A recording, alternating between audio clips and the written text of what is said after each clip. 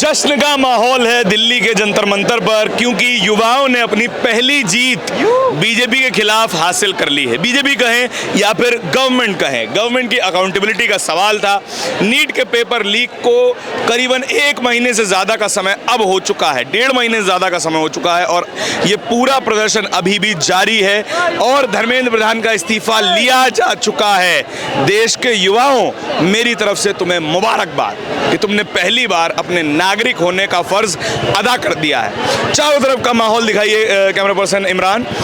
इस तरफ आपको तमाम वो युवा दिखाई देंगे जो युवा बीते कई दिनों से यहाँ पर डटे हुए थे, सवाल पूछ रहे थे और कह रहे थे कि धर्मेंद्र प्रधान के इस्तीफे के अलावा इन्हें कुछ नहीं चाहिए, नथिंग मोर नथिंग लेस।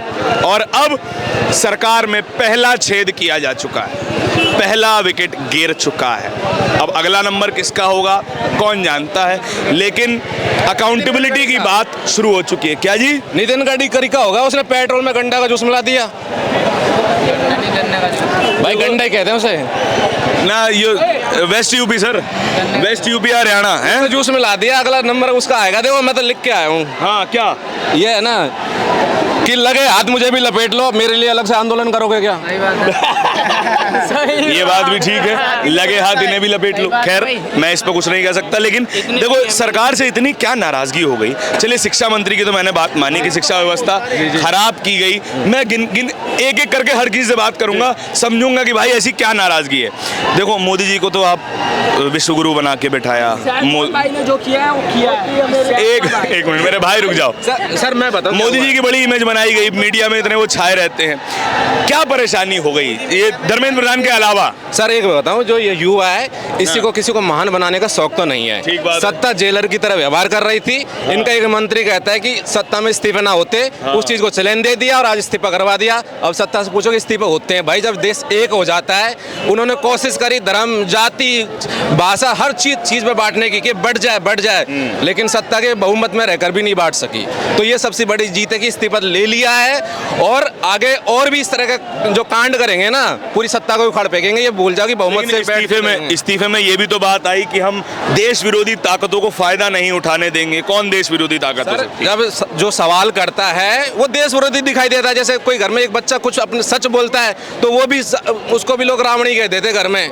तो सच की कीमत चुकानी पड़ती है, उसकी आवाज होती है, उसका एक विद्रोह होता है, उसकी एक क्रांति होती है। और पहली बार ये ऐसी क्रांति है, लोग किताबों से क्रांति करते थे करके कर दी क्रांति। यहाँ बर्गर पिज्जा से क्रांति कर दी इन लोगों ने करके कर दी क्रांति। क्या आपका क्या नाम है? मेरा नाम पिंटू है, मैं उड़ीसा से आया हूँ जहाँ से धर्मेंद्र प्रधान जी हैं। धर्मेंद्र प्रधान जी उड़ीसा में कितने ताकतवर हैं आप जानते होंगे? ताकतवर हैं, लेकिन उससे भी एक बहुत ताकतवर हमारा कल्चर है। हमको दुख हो रहा है कि हमारे पास दिखाने के लिए बहुत कुछ था। हमारा जो ड्रेस है ना, वो हाथ कोई मशीन से नहीं बनता है, खुद के हाथ से बुना हुआ रहता है। वो हम पहनते हैं। हमारा भाषा है, बोली है, हमारा म्यूजिक इतना है कि पूरा दुनिया नाचेगा। लेकिन वो चीज़ इतना बड़ा पद में ला के वो रिप्रेजेंट नहीं कर पाए। वो खाली उड़ीसा को रिप्रेजेंट नहीं करता, वो पूरा इंडिया को रिप्रेजेंट करता है हमारा कल्चर। लेकिन अभी बुरा लग रहा है कि जो नारा उनका लगा वो बुरे काम के लिए लगा। लेकिन मैं ये चीज़ छोड़ के एक मैसेज देना चाहता हूँ। बताइए। जो मैं एक चीज़ मैं देखा, मैं कोई भी पार्टी से नहीं था, ना ही मैं स्टूडेंट हूँ। मैं नॉर्मली क्या चल रहा है दिखाने आया था, लेकिन मैं पूरा अपने एरिया में बुरा बन गया जो इनके समर्थन में थे, जो अंधभक्त बोलते हैं। ठीक है, तो मैं कोई लेडीज नहीं है क्या? एक बुरा गुस्सा है। गाली मत दीजिएगा, गाली नहीं देना है। लेकिन एक चीज़ बोलना था कि दोस्तों, जो भी तुम अंधभक्त हो, तुम भी हमारा भाई हो, कोई दुश्मन नहीं हो। खाली फर्क इतना है कि मुई माँ सोमले पेट रू बहलाटा और तुम्हें मोदी रो पोचाड़ू बहलाटा। धन्यवाद। हिंदी में समझा जाए यार, उड़िया में तो बोल दिया। मैं ये बोल रहा था कि मैं माँ के पेट से निकला हूँ और तुम मोदी के पिछवाड़े से निकले हो। धन्यवाद। ये क्या कर रहा है ये आदमी? ये अंधभक्तों के लिए है। भाई ये मैं कहता हूँ इस जनरेशन से पंगा मत लो। हमारी वाली जनरेशन सभ्य थी, सभ्य भाषा का इस्तेमाल करती थी। मोदी जी, धर्मेंद्र जी, अब ये सुन लो। तो सेंस भी है। अब आप इनसे पंगा लोगे तो क्या हाल होगा आपका? ये जनरेशन अलग लेवल की है, ये जनरेशन अलग लेवल की है। इसको समझा पाना किसी का नहीं है। अगला number Gadkari. Due to ethanol we are facing lots of trouble, so we want Gadkari resignation also. आप लोग हमें फंसवा देंगे महाराज। क्यों महाराज? मैं मैं बोल रहा हूँ कि भैया धर्मेंद्र का इस्तीफा हो गया, हर आदमी आके कह रहा है नहीं नितिन गडकरी का अगला। अब लोग कहेंगे कि धारण अब मुंह में उंगली डाल के बात कर रहा है कि नहीं बताओ कौन कौन कौन। नहीं, गडकरी किसका भी सर? साथ में इन्वायरमेंट मिनिस्टर का भी, इन्वायरमेंट मिनिस्टर का भी। अभी इन लोगों ने पिछले 5 साल में इतने पेड़ काटे हैं ना, उसी के कारण इतना पोल्यूशन देखने को मिल रहा है पूरे इंडिया में। इंडिया की 100 में से 95 सिटीज मोस्ट पोल्यूटेड सिटीज है इंडिया की। दुनिया की सबसे पोल्यूटेड सिटीज में से 95 इंडिया की रही हैं अभी लास्ट ईयर तक। अभी बीच में थोड़ा क्लाइमेट चेंज इश्यूज के कारण ये पूरी सिचुएशन चेंज हुई है, वरना बहुत गंदी हालत थी इंडियन सिटीज की। यार ये बजट हाँ। पर खर्चा कुछ नहीं करते हैं लोग। ये बोलते हैं गाड़ी चेंज कर दो, सीएनजी ले आओ, पर जो ये रोड बनाते हैं, जो कंक्रीट यूज होता है, डस्ट तो उसकी वजह से होती है। तो मेन रीजन वो है, अगर आप रोड अच्छे बनाओगे डस्ट उड़ेगा ही नहीं, ना पोल्यूशन होगा। गाड़ी पहले भी यूज होती थी, गाड़ी आज भी यूज होगी। तो electric is not the solution. Solution इसकी को ढंग से मैनेजमेंट करना चाहिए, रोड्स को टाइम पे बना के रिपेयर करना चाहिए, देन अदरवाइज ये ऐसे ही रहेगा चीजें। क्या जी? पेड़ पौधे को काटना भी नहीं चाहिए जो इन्होंने काटा इतना सारा। पेड़ पौधे काटो, पर जो गवर्नमेंट की एफॉरेस्टेशन की स्कीम है ना, दोबारा से फॉरेस्ट लगाने की, उसमें बहुत सारे फ्लॉज हैं। इनफैक्ट आप उत्तराखंड का केस देखेंगे ना, तो जो एफॉरेस्टेशन फंड था ना दोबारा से पेड़ लगाने के लिए, उस फंड से इन लोगों ने एसी खरीदे, कार खरीदी हुई, बिल्डिंग्स बनाई हुई पॉलिटिशियन ने।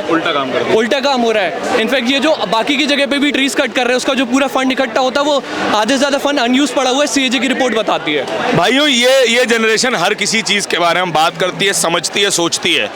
मेंटल हेल्थ जब हम इनकी उम्र में हुआ करते थे, मेंटल हेल्थ शब्द नहीं पता था हमको कि अच्छा हमें अपना मानसिक स्वास्थ्य का भी ध्यान रखना है। अगर आप स्वस्थ हैं तो ठीक है, लेकिन उन्हें मानसिक स्वास्थ्य सिखाया। ये हमें सिखा रहे हैं कि आपको पेड़ पौधे क्यों बचाने हैं। हमें सिखाया जाएगा अगर पेड़ नहीं होंगे तो जिंदगी नहीं होगी। स्लोगन था, पढ़ के भूल गए। ये लोग बात कर रहे हैं कि 4000 पेड़ एक ही राज्य में काट देंगे तो उस राज्य की हवा का, जलवायु का क्या हाल होगा। ये लोग 1 लाख एक हाँ जगह जी। पे काटे, 1 लाख एक जगह पे काट रहे हैं। किस जगह पर? छत्तीसगढ़ में ही काटे अभी इन लोगों ने, छत्तीसगढ़ माइनिंग प्रोजेक्ट के लिए। हाँ, पूरे माइनिंग प्रोजेक्ट के लिए लगभग 1 लाख पेड़ वहाँ पे काटे हैं। और इनफैक्ट कई जगह पे ऐसा हो रहा है कि 40 फीट, अभी जैसे रिसेंटली मध्य प्रदेश का, मैं मध्य प्रदेश से आता हूँ, मध्य प्रदेश में एक इन लोगों को रोड बनानी थी पन्ना के पास से, सॉरी रेलवे ट्रैक बनाना था पन्ना के पास से, तो इन लोगों ने रेलवे ट्रैक के लिए बहुत सारे ट्रीज काटे। बाद में गवर्नमेंट ऑफिशियल्स को पता चला यहाँ पे तो बहुत सारे मोड़ है, तो उनने वो प्लान चेंज करके अब दूसरी जगह पे स्विच कर दिया। अब जितने फॉरेस्ट कट हुए उसका पूरा फंड जाएगा कंपनसेटरी फॉरेस्टेशन के लिए, और वो पूरा पैसा खाली पड़ा रहेगा, यूज नहीं होगा। बाद में इसी पैसे से ये पॉलिटिशियंस और गवर्नमेंट के ऑफिशियल्स एसी खरीदेंगे, कार खरीदेंगे, यही होता है हर बार। ये कष्ट है। और ये वो युवा है जो पढ़ता लिखता है, जो हमेशा अपने मुद्दों के बारे में सजग रहता है, अपने बारे में भी, देश के बारे में, दुनिया के बारे में। सर आपसे बात कर सकते हैं 2 मिनट? क्या नाम है आपका? सूरज है मेरा नाम, मैं शिमला से, रोडू से हूँ। शिमला से आए हैं। तो आपके भी राज्य में बहुत डिफॉरेस्टेशन है, आपके राज्य में काफ़ी समस्याएं हैं, लेकिन मैं आज की बात कर रहा हूँ। आज आप लोगों ने पहली बार इस सरकार को शायद पहली बार अकाउंटेबल ठहराया है, इस्तीफा ले लिया है। कैसा महसूस कर रहे हैं पहली जीत के बारे में? बहुत खुशी हो रही है, क्योंकि ये जीत सिर्फ, ये बात एक नीट के एग्ज़ाम की नहीं थी। मैं हिमाचल में ही बात करता हूँ, हमीरपुर बोर्ड होता था एक, बहुत सारे एग्ज़ाम दिए मेरे दोस्तों ने, हम लोगों ने एग्ज़ाम दिए। क्लियर करने के बाद पूरा पहले लाइब्रेरी के चक्कर काटे, बाद में कोर्ट के चक्कर, क्योंकि लीक हो रहा है, कुछ ना कुछ हो रहा था। बाद में वो हमीरपुर बोर्ड बंद करना पड़ा, अभी राज्य चयन आयोग अभी शुरू हुआ है। तो ये दिक्कत सब जगह है, नीट सिर्फ एक एग्जाम्पल है। और इस्तीफे के लिए तो हम इसलिए खुश है कि बात एक आदमी के इस्तीफे की नहीं है, बात है कि अकाउंटेबिलिटी सेट होगी। अगला जो भी इस पद पे आएगा या किसी भी पद पे आएगा, उसे डर होगा कि ऐसा भी होगा, लोग सड़कों पे उतरेंगे, आवाज़ उठाएंगे। तो ये एक ट्रेंड सेट हो जाएगा कि अब आदमी काम करेगा।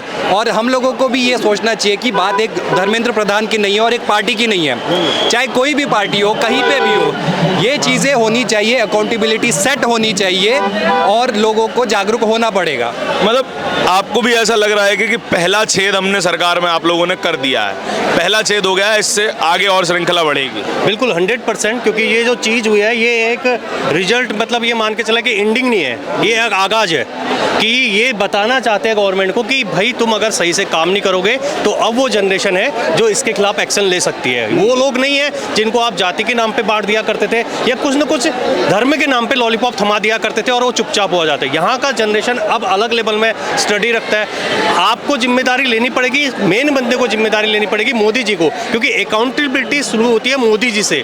अगर वो ये चीज़ें 1 महीने पहले थम जाती, ये लाठीचार्ज नहीं होता, लेकिन उन्होंने अपनी सत्ता का गुरूर दूर रखा, जिस कारण से ये चीज़ें खींची और ये चीज़ें आज खत्म हुई। लास्ट में उनको हारना पड़ा।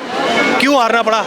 हर कोई बंदा नहीं चाहेगा, आप भी नहीं चाहोगे कि आपके पेरेंट्स का इलाज वो घूसखोरी वाला डॉक्टर करे जिसने एक पेपर खरीद के डॉक्टर बनना है। सही बात है। सीधी सी बात है, आप बिल्कुल नहीं चाहेंगे ना, मैं चाहूंगा कि मेरे पेरेंट्स का इलाज वो बंदा करे जिसने एक पेपर खरीद के डॉक्टर बना हुआ है। नहीं इंजीनियर ऐसा चाहेंगे कि कोई खरीद के ऊपर पहुंचा हुआ है। तो ये चीज़ होनी बहुत ज़रूरी थी और ये आगे भी होती रहेगी। इससे सबक मिला है सारे मिनिस्टर को। अगर फाइनेंस मिनिस्टर की बात करें तो वहाँ पर भी घोटाला है, राम मंदिर में भी घोटाला है, E20 की बात चल रही है। ऐसे पर्यावरण में अभी उत्तराखंड के अंदर आप देखो कितना बड़ा हंगामा हुआ था, ऋषिकेश के पास पेड़ काट दिए थे। तो हर जगह पे घोटाले चल रहे हैं। इस चीज़ को अभी भी मौका है, अगर आप जिम्मेदारी लेके आगे सुधारेंगे।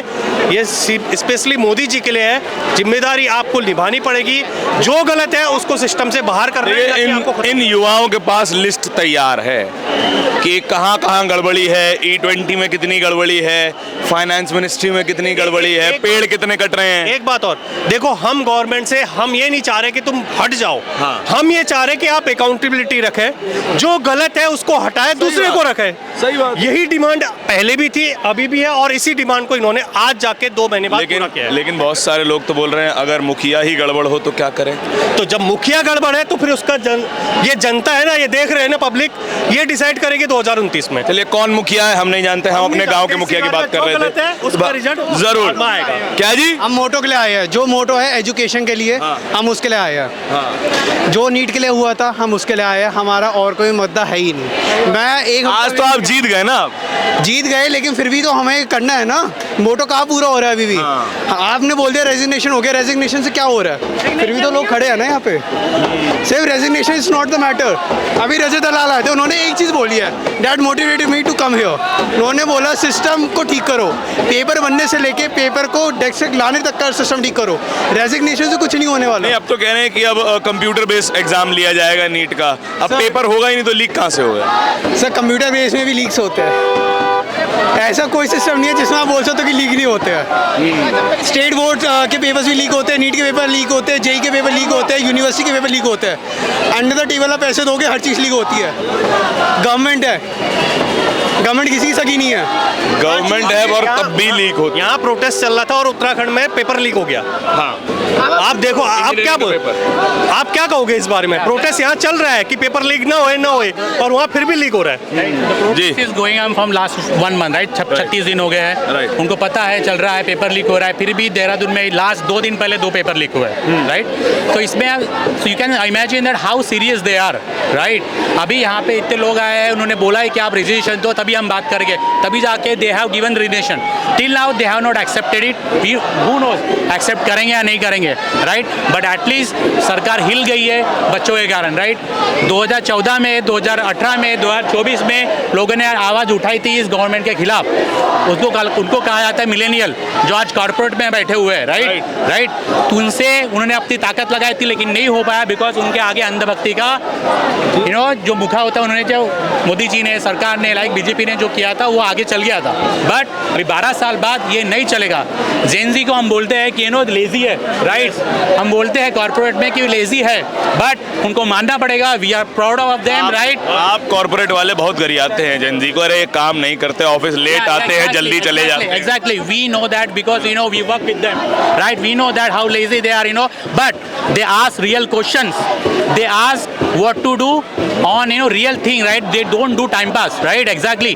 So उनको क्या होता है कि they ask the question, right? तो उनके यहाँ पे उनको क्वेश्चन पूछा उन्होंने, and they really brave, right? जो मिलेनियल नहीं थे ना। महाराज बताइए, आप लोगों से ओवर टाइम करने को कहा जाता है, हमसे ओवर टाइम करने को कहा जाता है, हम खुशी खुशी करते हैं। जेनजी नहीं करता है, आप तो लेजी नहीं करता है। But you see the things are get improve, right? Corporate का अलग माहौल है, राइट? या इंडिया में यहाँ अलग माहौल। चलिए, ये तो मजाक वाली बात है, राइट? बट जेनजी ने जो करके दिखाया है, रियली हैट्स ऑफ। उन्होंने रिजाइन दिया है, which is accountability. Now government will think of. लोग अब पूछ रहे हैं कि अगला कौन? सी, लोग काम नहीं करेंगे, सरकार काम नहीं करेंगे, we will ask a question, right? फिर वो आपका फाइनेंस मिनिस्ट्री हो, निर्मला ताई हो, गडकरी साहब हो, राइट? Whoever, right? अगर सरकार काम नहीं करेगी, उन्हें जवाब देना पड़ेगा। मुझे तो गडकरी साहब के लिए डर लग रहा है। गडकरी साहब नहीं, ओवरऑल कहने का मतलब ये है अकाउंटेबिलिटी चाहिए हर किसी को, चाहे वो शिक्षा में हो, चाहे वो बिजनेस में, क्या कहते हैं अपना फाइनेंस में हो, हर मंत्रालय में, कोई मंत्रालय में अकाउंटेबिलिटी चाहिए। नहीं होगी तो फिर ये जनता दोबारा से रोड में आने को मजबूर हो जाएगी। चलिए, ये जंतर मंतर का माहौल है आपके लिए। और आपका क्या नाम है? तहुरा। क्यों आज आप आई हैं? इस्तीफा भी हो गया है, अब क्या घर वापस जाएंगे, रेस्ट करेंगे? जो इतने दिनों से आप लोग आ रहे थे। तो इस्तीफा तो दे दिया उन लोगों ने, तो अभी एक और टेंशन बढ़ गई कि अब कौन बनेगा। तो अगर गवर्नमेंट को पेपर लीक करवाने होंगे तो वो तो करवाएगा, कैसे भी करवाएगा। अभी आप बोल रहे थे कि कंप्यूटर बेस्ड सिस्टम पे एग्जाम होगा, तो अगर गवर्नमेंट को लीक करवाना होगा तो वो कैसे भी करवाएगा, ऑब्वियस सी बात है। तो अब एक और टेंशन बढ़ गई ना कि कौन बनेगा आगे। तो आप पढ़ाई कर रही हैं अभी? जी। किस चीज़ की पढ़ाई कर रही हैं? मैं तो इंजीनियरिंग फील्ड की हूँ, अभी 12th में हूँ। 12th में हैं, अभी जेई का एग्जाम देंगे? जी। अच्छा, तो वहाँ पर भी आप मतलब जिस तरीके की स्थिति है, आपके परिवार को मोटी फीस भरनी पड़ती होगी, कोचिंग वगैरह जाती है? जी, PW ऑनलाइन एग्जाम ऑनलाइन कर रही हूँ PW से। महंगा है वो भी है? जी बिल्कुल। ये देखिए, इन 12वीं की छात्रा हैं, वो भी समझ रही हैं कि इस पूरे माहौल में क्या कमियां हैं, क्या समझ अपने हिसाब से हर कोई व्यक्ति अपने हिस्से के सवाल लेकर के आया है। सबसे ज़रूरी सवाल, अब कौन बनेगा? धर्मेंद्र प्रधान तो गए, पिछले वाले ज्योतिषी साहब भी थे, वो भी गए। अब क्या होगा देखना वाली बात है। क्या I am a medical student right now. I am a final year medical student. And I have MBBS कर रहे हैं? Yes, MBBS. And I have सरकारी कॉलेज से? Yes, I have cleared NEET in 2022 and I know how struggle, कितना struggle करना पड़ता है NEET aspirant को। You know, अब 2 साल पहले भी नीट का एग्जाम लीक हुआ था, but there is no accountability, there is no question. Right now ये प्रोटेस्ट होना बहुत ज़रूरी था, बिकॉज नेक्स्ट टाइम कुछ भी ऐसा होगा तो गवर्नमेंट पर कहीं ना कहीं प्रेशर रहेगा। 2 साल पहले भी होता, पहले भी नीट का एग्जाम लीक हुआ था। और एस्पिरेंट को बहुत ज़्यादा स्ट्रगल करना पड़ता है जब नीट का एग्जाम करते हैं, वो मेहनत करते हैं। आई नो, आई हैव, मैंने प्रिपरेशन की है। आंखों में गड्ढे पड़ जाते हैं महाराज, पढ़ के आप लोगों की। I have prepared myself for NEET in 2022 and I have cleared from Government Medical College and I'm in a final year student and I know how struggle, कितना ज़्यादा struggle है। अब MD करेंगे, MS करेंगे आगे, वो तो फ्यूचर की बात है। अब उसके अंदर में नीट पीजी का एग्जाम हमें क्लियर करना होता है, वहाँ लीक होने लगा तो क्या करेंगे हम लोग? हम यहाँ गवर्नमेंट कॉलेज निकाल कर आ रहे हैं, फिर नीट पीजी का एग्जाम हम निकालेंगे, वहाँ पे लीक करने लगा, देन हाउ? इमेजिन डॉक्टर, आप उस डॉक्टर से ट्रीट हो गए जो स्कैम से आया है।